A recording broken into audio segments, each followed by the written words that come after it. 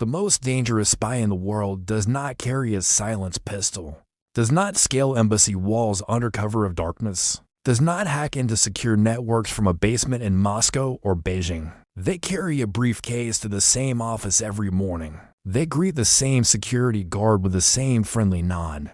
They attend budget meetings and performance reviews and retirement parties. They have a mortgage, children in local schools, friendships that span decades. They are boring in the most disarming way possible, unremarkable to the point of invisibility, successful enough to belong but never so exceptional that they draw scrutiny. And it is precisely this ordinariness, this seamless integration into the fabric of institutional life, that makes them more dangerous than any commando or cyber warrior could ever hope to be. The spy who must fight has already announced their presence. The spy who must hide is constantly at risk of exposure. But the spy who belongs, who has become part of the landscape itself, operates beneath the threshold of detection in a realm where suspicion never takes root. Because there is nothing to suspect, we have been conditioned by entertainment and history to recognize danger in certain forms. The trench coat in the rain, the dead drop in the park, the tense exchange of classified documents and a shadowy parking garage. These images populate our cultural imagination because they satisfy a psychological need for drama, for clear moral lines, for moments when good and evil meet in unambiguous confrontation. But the reality of effective espionage has always been far less cinematic, and far more effective precisely because of that lack of drama.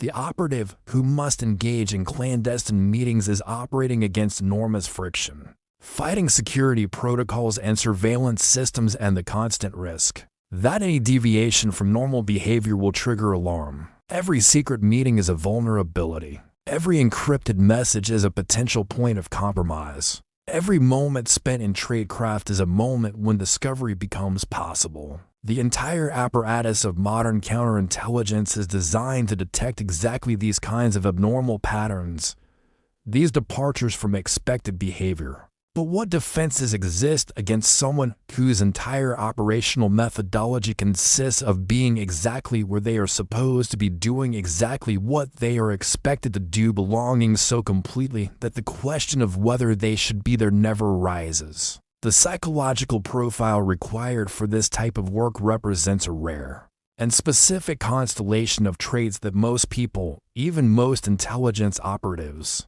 do not possess. Emotional stability is not merely useful, but absolutely essential.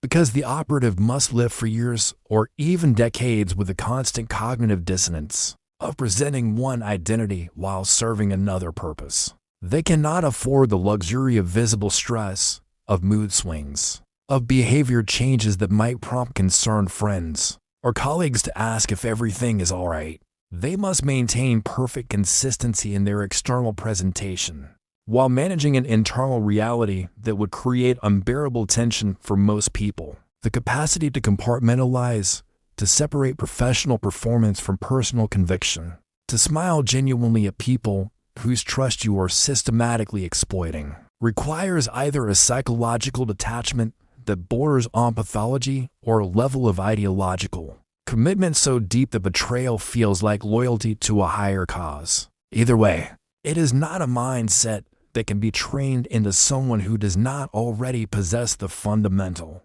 architecture for it. Equally critical is the ability to operate with a controlled ego, to suppress the very human desire for recognition and validation that drives most human achievement. The intelligence operative who breaks a crucial encryption algorithm will never publish their breakthrough in an academic journal. The field agent who successfully recruits a high-value asset will never tell that story at dinner parties. But at least these individuals operate within a community that knows and values their contributions, where their successes are recognized even if they cannot be publicly celebrated. The insider has no such community, no circle of colleagues who understand and appreciate what they have accomplished. They must watch others receive promotions and awards and professional recognition, while their own most significant achievements remain unknown to everyone except a distant handler. They may meet only a handful of times over decades.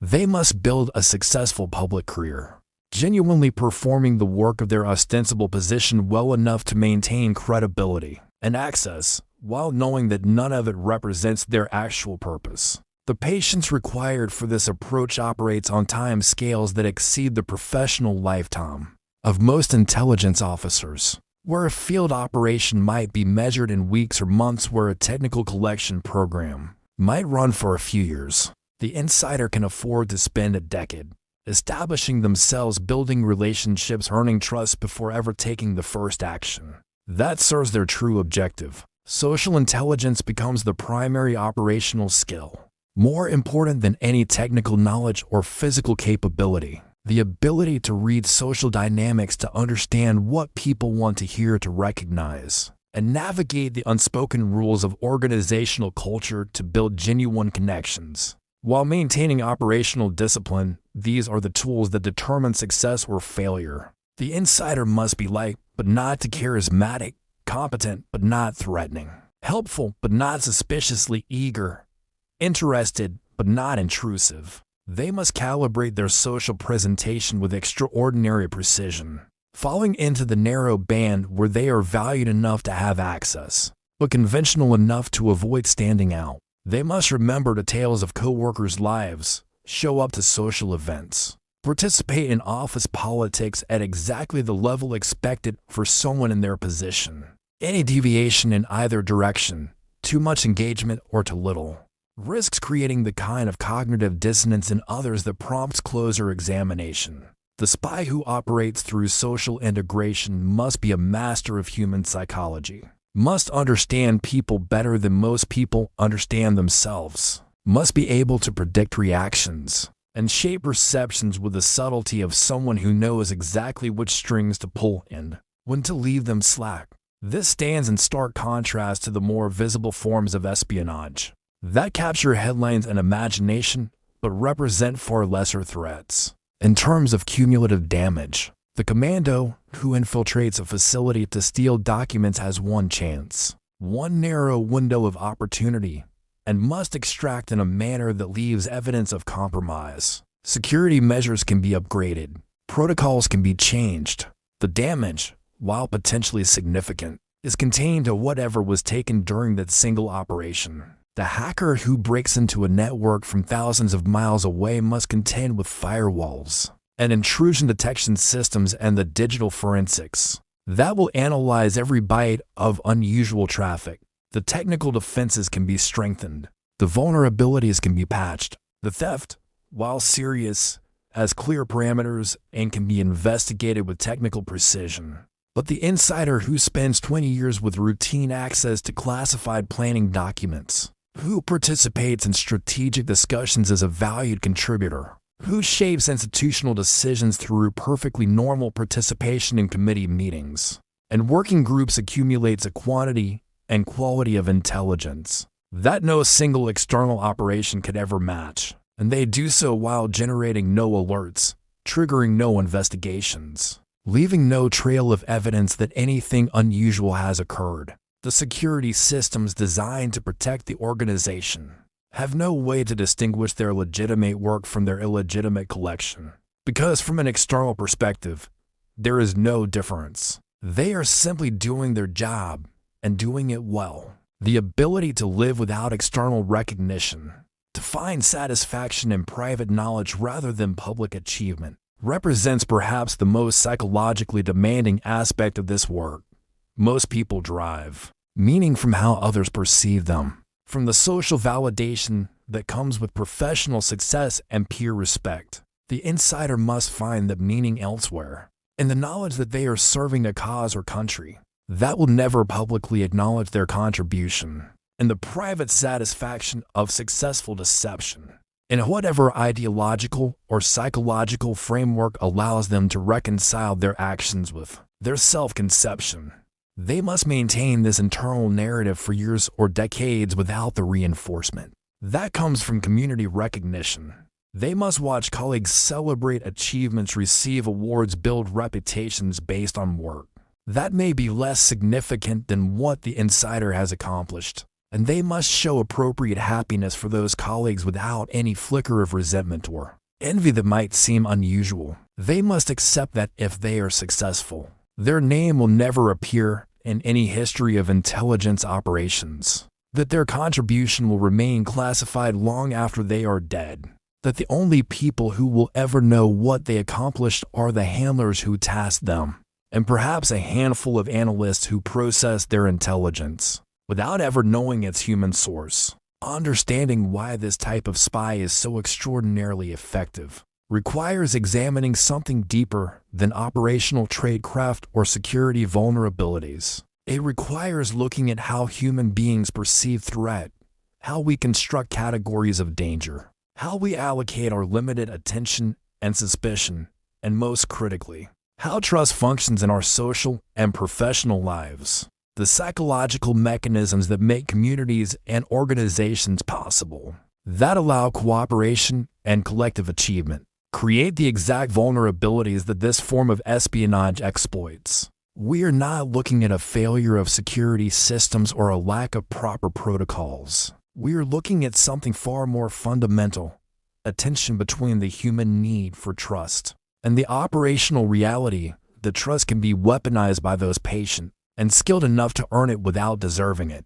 The reason this type of spy is so rarely detected has nothing to do with superior technology, encrypted communications, or elaborate disguises. It has everything to do with a fundamental flaw in human psychology. We are evolutionarily wired to ignore what feels familiar, what appears trustworthy, what seamlessly integrates into the rhythm of our daily existence. The human mind allocates its limited attention to anomalies, to disruptions, to the unfamiliar shape and a familiar landscape. We notice the stranger in the lobby, the unfamiliar car on the street, the unexpected question from someone we just met. But the colleague who has worked beside us for years, the friend who knows our children's names, the neighbor who borrows our tools and returns them promptly, these figures exist below the threshold of our threat detection systems. They occupy a category in our minds reserved for the benign, the routine, the safe. And it is precisely this psychological blind spot that the most dangerous spy exploits. With surgical precision, trust is not merely an advantage for this type of operative. It is the entire foundation of their methodology, the invisible infrastructure upon which every operation is built. Where other forms of espionage must work against institutional defenses, against security protocols and background checks and surveillance systems, the insider works with them. They pass through checkpoints not by evading them, but by being waved through with a smile and a familiar nod.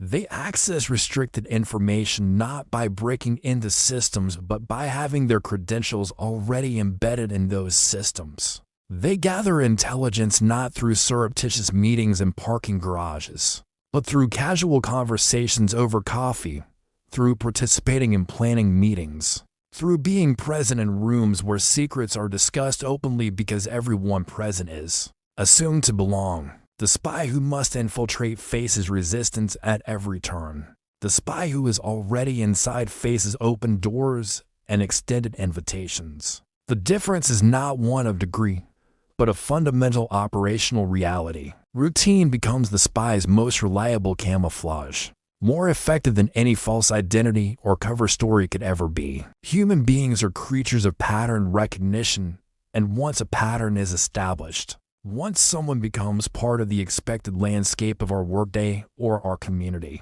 we stop examining them with critical attention. The security guard who sees the same face every morning for 3 years does not scrutinize the face on the 1000th morning with the same care as the first.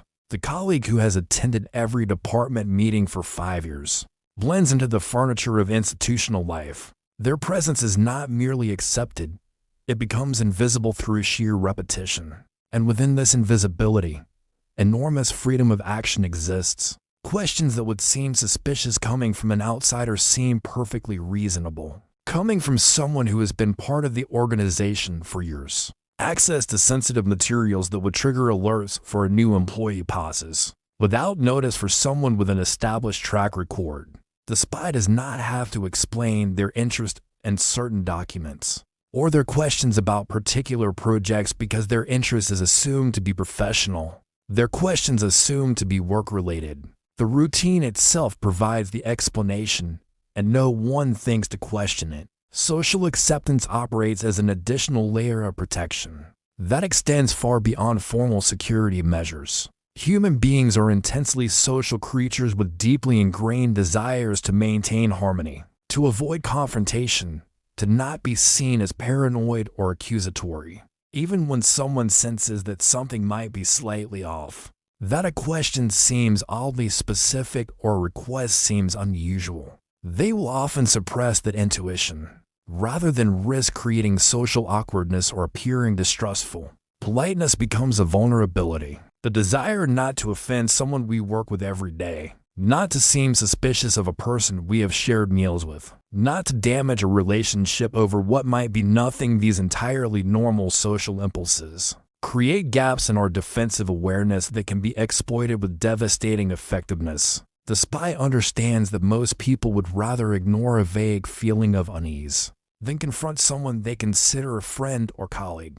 They understand that confirmation bias will lead people to interpret ambiguous behavior in the most charitable light, to find innocent explanations for things that might warrant scrutiny, to dismiss their own doubts in favor of maintaining established relationships. We prepare, almost instinctively, for dramatic threats. Institutions invest billions in perimeter security, in surveillance systems, in protocols designed to stop the armed intruder, the hacker breaking through firewalls, the terrorist with explosives. These visible, kinetic threats occupy our imagination and our planning because they fit our psychological template for danger. They are sudden, they are violent, they are unmistakable. When they occur, alarm bells ring literally and metaphorically. But quiet infiltration triggers no alarms. The slow accumulation of information over months or years produces no dramatic moment of recognition, no clear incident that demands response. The spy who steals a single document might trigger an investigation.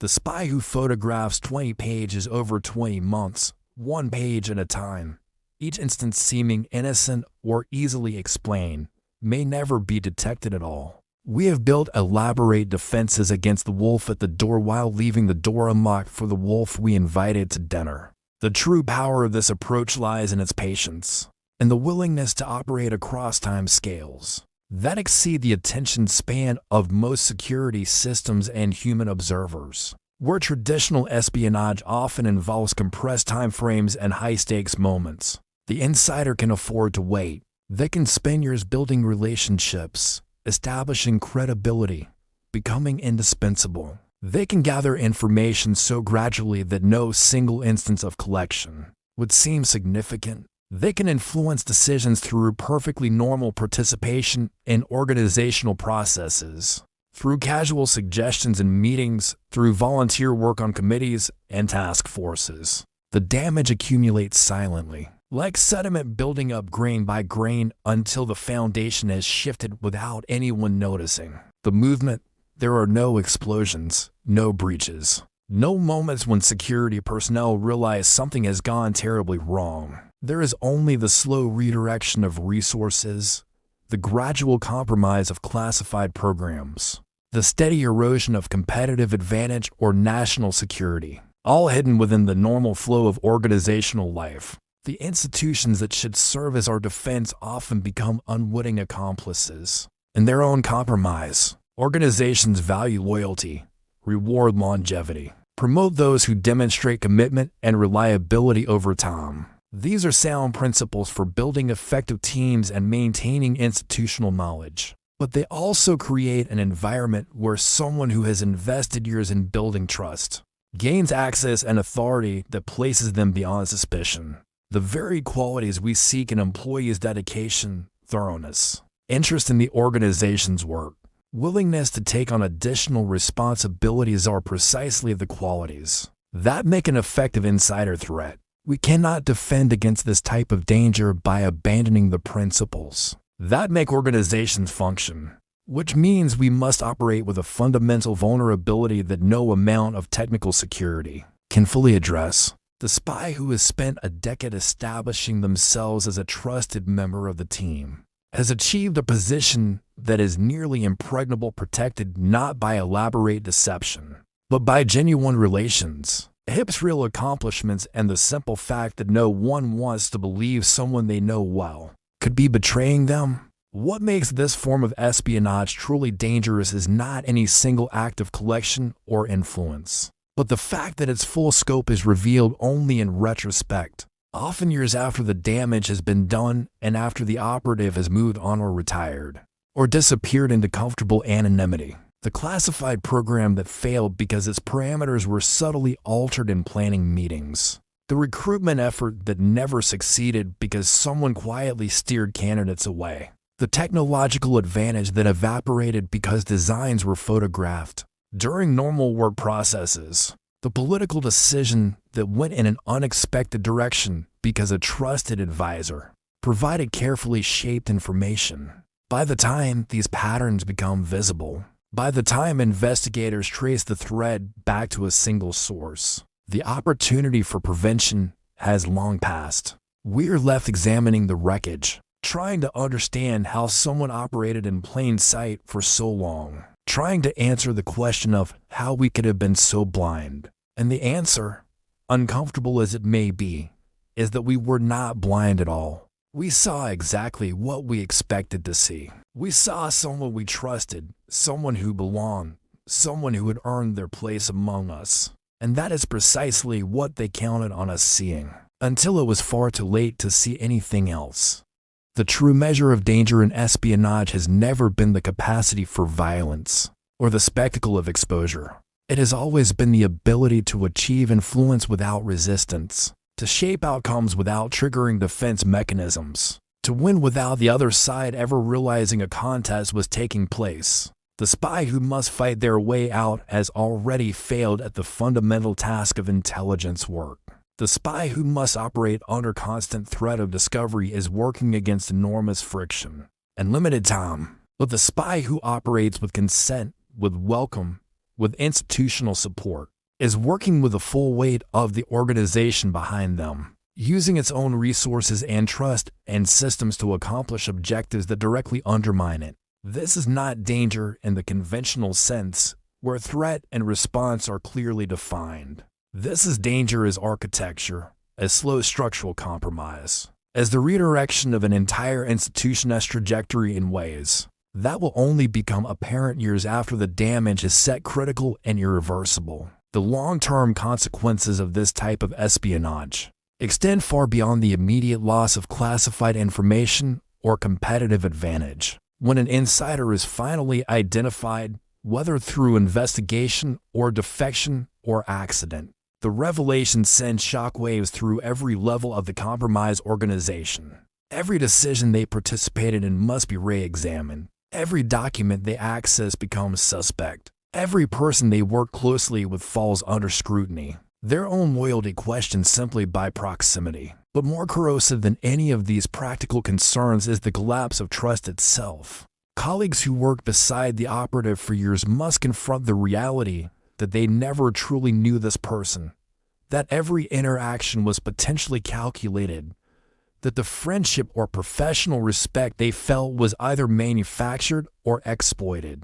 The institutional culture, once characterized by collegiality and open collaboration, becomes guarded and suspicious. Security measures tighten in ways that make normal work more difficult for everyone. The fear of being deceived again creates an environment where genuine relationships become harder to build and maintain. The damage metastasizes beyond the specific intelligence that was compromised, infecting the very capacity of the organization to function with the trust and cooperation that effectiveness requires. In some cases, this secondary damage exceeds the primary loss as talented people leave, as innovation slows, as the organization turns inward and defensive in ways that diminish its capabilities. For years or even decades, systems that were compromised often remain broken long after the spy has been removed, because the changes they influenced were implemented through legitimate processes. and became embedded in standard operating procedures and strategic plans and budgets and priorities and organizational structures. A program redirected stays redirected unless someone recognizes that the redirection was malicious and works to restore the original trajectory, which may no longer be possible or practical years later. A technological approach abandoned in favor of an inferior alternative remains abandoned, unless the decision is revisited and reversed, requiring admission of error and expenditure of resources to rebuild what was lost. The influence achieved by an insider does not evaporate when they are discovered. It persists in the form of consequential decisions made by well-meaning people who believed they were acting on good information and sound advice, untangling which outcomes were the result of legitimate analysis and which were the result of subtle manipulation becomes an exercise in forensic reconstruction that may never reach definitive conclusions. We imagine catching spies through dramatic confrontations, through the presentation of undeniable evidence, through arrests and trials and public revelations that restore moral clarity to an ambiguous situation. The reality is that many of the most damaging operatives are never fully exposed at all. They retire quietly after long careers, their true allegiances unknown to all but a handful of counterintelligence officers who lack sufficient evidence for prosecution, or who determine that exposure would cause more damage than silent containment. They leave behind carefully constructed legacies as dedicated public servants or loyal employees, their obituaries written without mention of the betrayal that defined their professional lives. Some are confronted privately and offered the choice of resignation over investigation, their departure explained as retirement or pursuit of other opportunities, the truth buried in classified files that will remain sealed for generations. The satisfaction of justice, of public accountability, of consequences proportional to the harm caused, is often sacrificed to the operational reality that confirming a spy's identity can reveal sources and methods that must be protected at almost any cost. We are left with the unsettling knowledge that some of the most significant intelligence victories of our adversaries will never be publicly acknowledged, that the individuals responsible will never be named, that the full accounting of what was lost will never be known outside a very small circle of cleared officials. The dynamics at work in this form of espionage extend beyond the classified world into nearly every domain of modern life, where influence and perception shape outcomes more decisively than force. In business and politics and media and technology, the ability to be present in rooms where decisions are made, to have your voice heard without triggering skepticism, to shape the information environment that others rely on when forming judgments, is vastly more powerful than any external pressure or coercion. We live in an era where narratives are constructed collaboratively, where authority is distributed across networks rather than concentrated in hierarchies, where the person who can influence the conversation often has more impact than the person with formal decision-making power. The insider advantage, the trust premium, the invisibility granted by familiarity. These are not phenomena unique to espionage. They are fundamental features of how human social structures operate, and they create vulnerabilities that go far beyond national security concerns. Understanding how these dynamics function in the extreme case of intelligence operations provides insight into how they function in less dramatic but equally consequential contexts throughout society. The question we must ask ourselves is not whether we can eliminate this vulnerability entirely, because we cannot do so without abandoning the trust and openness that make collaboration and collective achievement possible. The question is whether we can develop the awareness and the institutional reflexes to detect and respond to this type of threat more effectively than we have in the past. Whether we can build organizations and cultures that maintain both the capacity for trust and the discipline of verification.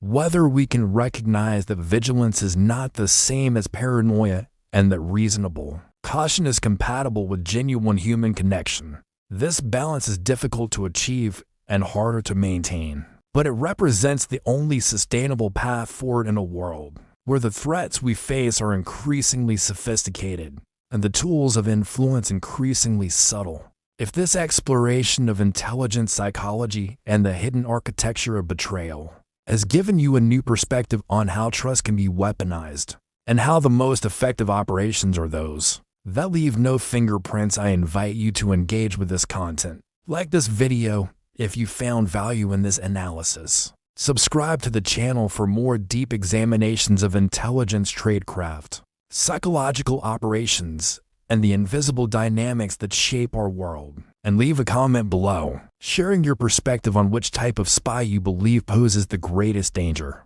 In the modern era, the technical specialist who breaks encryption, the field operative who works in hostile territory, or the trusted insider who operates with institutional blessing. Your insights add to the collective understanding we're building here. The most dangerous spy is not the one you fear. It is the one you trust.